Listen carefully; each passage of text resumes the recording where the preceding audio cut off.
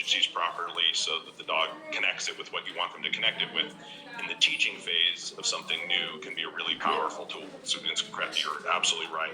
And it's cool to watch it. You've been teaching a dog to jump, and the first time they touch the jump, you withhold reward, and the next time you watch them pick their feet up by their ears. Like you can see the adjustments that dogs make when set up correctly and that kind of thing. And then also you see, as the dogs become more fluent and you have repetitions and things over periods of time, that it becomes kind of less effective, right? And so one of the things that I've recognized, and we all know it, like how come the dog doesn't seem to care if it touches the jump anymore, now that it's 2 years old and it's been jumping for a year, right? And so I've gotten kind of interested in neurobiology and that kind of stuff recently, trying to, I'm sure you're the same. I love when like a scientist confirms something that you've observed and in your gut, and you just don't know the mechanism. And so when a biologist explains what's happening, you're like, hell yeah, that's cool. I know that. That's an exciting thing when that clicks for you, right? And so I listen to lots of neurobiologists. There's a guy named Robert Sapolsky that teaches at Stanford, and like lots of interesting stuff there. But when the dopamine rises during learning, right? And so the dopamine rises once the animal becomes fluent in anticipation of reinforcement. So you withhold reward after a certain point, and it doesn't change the dog's behavior anymore, because it's what's reinforcing, what's driving their behavior is the anticipation of reward. And then when they don't get it, you're on variable reinforcement, so they produce more dopamine and the behavior gets more intense, and so it works perfectly in a certain spot if you can set up the right contingencies, and then not so much in other places. And so and when I heard that the first time, I'm like, yes, okay, of course. Now I just have a nice fancy scientific explanation for why what we already knew was the case. Right. Man, dopamine is such an interesting and such a trendy subject, but somehow, and I don't know where it comes from, but dog trainers and certain type of dog trainers are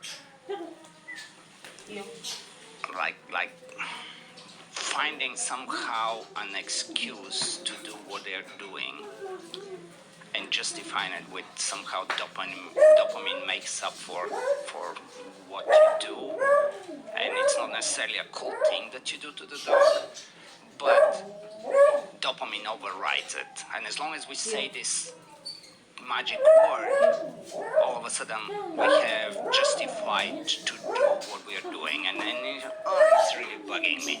But it's I'm with you 100%. Yes, I know. Right? Yeah. And it's I have been really just going kind of wild with dopamine studies, and there is a book that just doesn't come. I have to. I have it in my. We're gonna put that book in the bottom of the thing of the podcast later. But they had something very cool where the way the guy explains it is so complicated but so freaking interesting, because what dopamine loves more than anything else is reward prediction error. Mm-hmm. Yeah. Then it goes crazy. Right? Yeah. Which means basically it's the discovery that something is better than what we had anticipated it's gonna be. So we think it's this, but it's actually better than what we thought it would be. And paradoxically, dopamine does everything in its power to avoid such incorrect forecasts. Right. Yeah. That's not adaptive. Right. Incorrect predictions are dangerous in nature, right?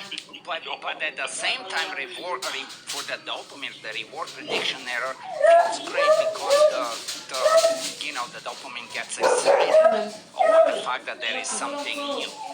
Because that's the prediction error. It's like, oh shit, there's something different. And he gets excited, right? And it's unexpected and it's new, but